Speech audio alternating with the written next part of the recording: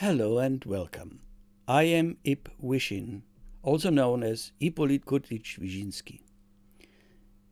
In times of cancel culture and wokeness as the predominating state of mind amongst artists, and especially among filmmakers, I will offer you an approach to the cinematic art that reconnects with the traditional arts and spiritual wisdom. Whether you are a believer or not, you have to concede that human reason has its limits and can only reach so far. Whatever lies beyond affects our judgments, reasoning, morals, and motivations. Art that doesn't deal with that hidden realm is nothing but a meaningless, illustrative reproduction of natural occurrences. So I invite you to join me in discovering film as a noble art form. We will seek ways to turn the invisible realm into sculptures of light and time, thus reconnecting the human mind with the transcendental.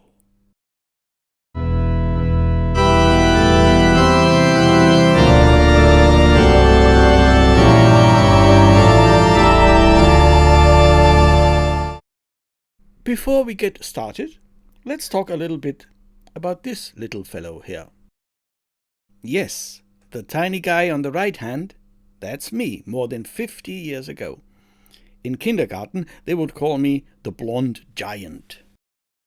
30 years later, I worked as an actor and director for film, stage, and television.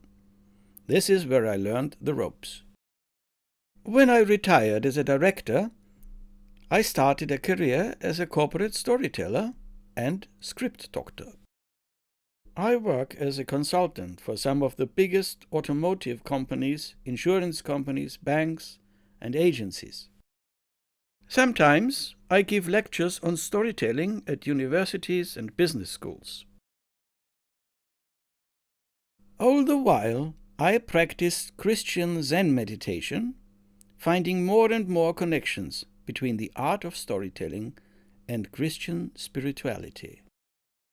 In the more recent years, I took up philosophy under the late philosopher Sir Roger Scruton, and I became determined to rescue the art of filmmaking from the clutches of postmodernism. Let's go back in time to the very beginning of artifacts, like this depiction of a bison on a cave wall.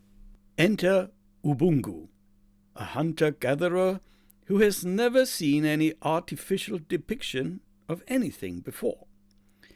Now as he beholds the bison, his brain cannot compute it. Am I dreaming?